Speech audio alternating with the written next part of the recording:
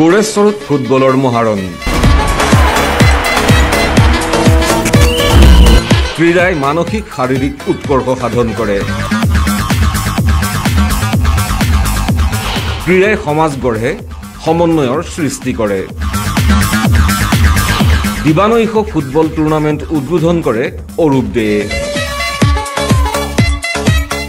এক যেন ক্ৰীড়াৰ জাগৰণ তামুলপুৰৰ গোৰেশ্বৰত আৰম্ভ হৈছে ক্ৰীড়াৰ মহাৰণ 6 ছেপ্টেম্বৰৰ পৰা 12 ছেপ্টেম্বৰলৈ চলিবলগীয়া এই দিবানৈশ খেলখন উদ্বোধন কৰে জনপ্ৰিয় ইএম অৰূপ কুমাৰ দে কালি অৰূপ কুমাৰ দে এই খেলখন উদ্বোধন কৰি ক্ৰীড়াৰ জৰিয়তে শাৰীৰিক আৰু মানসিক উৎকৰ্ষ সাধন হয় বুলি মত পোষণ কৰি যুৱক যুৱতীসকলক ক্ৰীড়াৰ জৰিয়তে সুস্বাস্থ্যৱান হৈ থাকিবলৈ আহ্বান জনায় উল্লেখযোগ্য যে অৰূপ কুমাৰ দে ফেন ক্লাবৰ উদ্যোগত প্ৰয়াত যোগেন ডেকাৰ স্মৰণত এই বিশাল ফুটবল মহাৰণ আৰম্ভ হৈছে অৰূপ দেৰ পৃষ্ঠপোষকতাত গোৰেশ্বৰৰ যুৱ শক্তিৰ প্ৰচেষ্টাত এই ফুটবলৰ মহাৰণ আৰম্ভ হৈছে